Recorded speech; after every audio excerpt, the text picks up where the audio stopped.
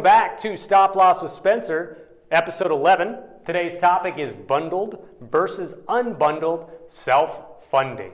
So we spent the first 10 videos, of course, focusing on stop loss itself, right? Really understanding what stop loss is. Now we're going to move into some territory of, more of the moving parts, more of the pieces of the puzzle for a self-funded plan, okay? So we're going to talk bundled versus unbundled self-funding. May have heard these terms before. If not, I'll quickly define what bundled means. And the easiest way to represent that is by using one of the BUCAs.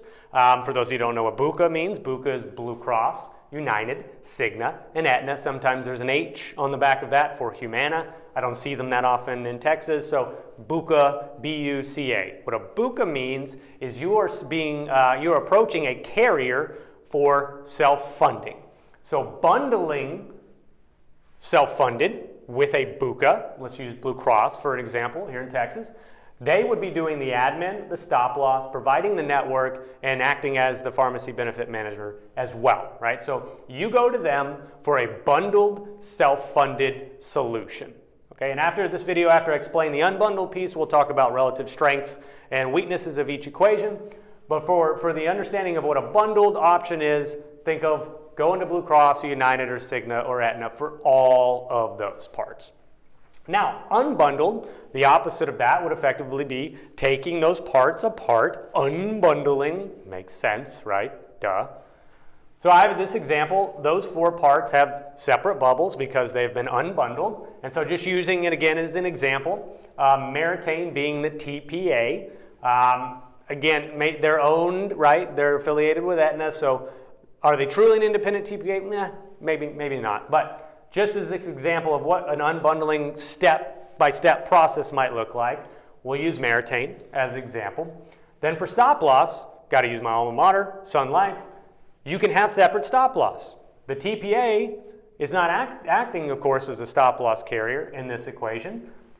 BUCA, if you're bundled, would be doing both of those things, but now you get to plug in different solutions. Then, of course, you would access a network of some kind, even if that's a non-network arrangement, right, like reference-based pricing. There's still some sort of way that claims are being paid and access to providers and those sorts of things. So in this example, we've got choice POS2, which is Meritain would access, and then I've got an example of an independent PBM, which would be Magellan RX. Again, they work together, so that's why I use these particular examples. Please don't sue me, all right? So Meritain, Sun Life, the Choice POS2 network, and Magellan RX. That's an example of unbundling those four parts. Now could potentially be a lot more parts, but the four basic components of a stop loss plan or a self-funded plan are admin, stop loss network, and your PBM. Okay? So that's bundled versus unbundled. Now going back to the bundling, talking about strengths and weaknesses of that equation.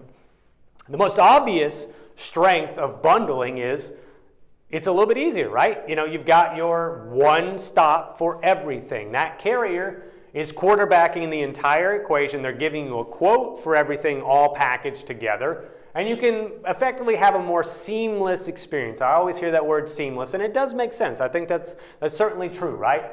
The administration and the stop loss, the network, the PBM, all their care management, everything works together. It's off the shelf, right? So you don't have as much control. But in terms of the fluidity of that plan, it's certainly there, right? Now they may auto-adjudicate claims, and you may or may not want that potentially. Stop loss reimbursements are going to be seamless, right? They're the administrator, so they're also paying the stop loss reimbursement, so you don't really have to think about it as much. The filing of claims is not a big of a concern. So yes, this is kind of the easy button for self-funded.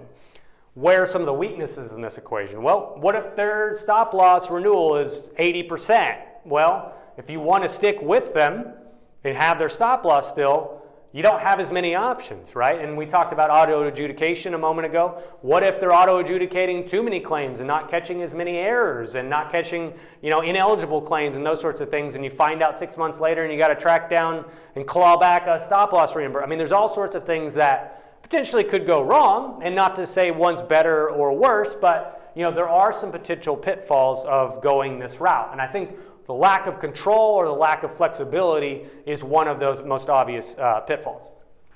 Now unbundling, right? Strengths of unbundling. You get to pick best-in-class solutions. They don't always work together, and you have to work with your consultant to make sure the pieces that you're trying to plug in work.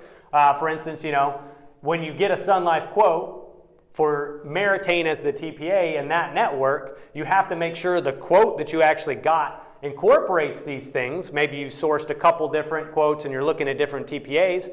Make sure your stop loss is actually quoted based on this arrangement, or otherwise, you got to go back and get them to requote it.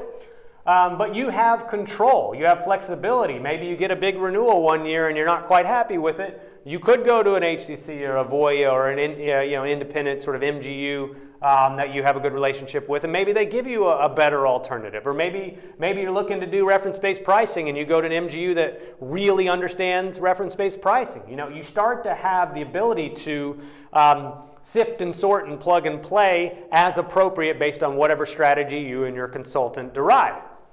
Now, what are some downsides?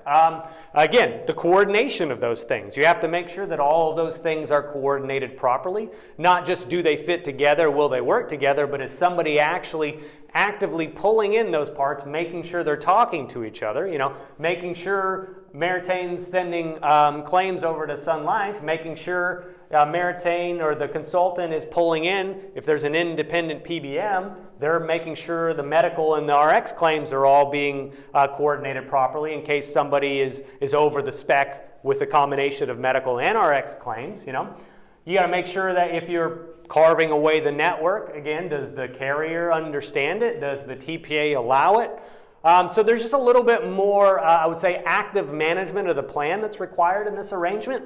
Not necessarily bad, especially if you believe the upside of this is well worth a little bit more effort and coordination and administration from internal administration with that broker and the employer.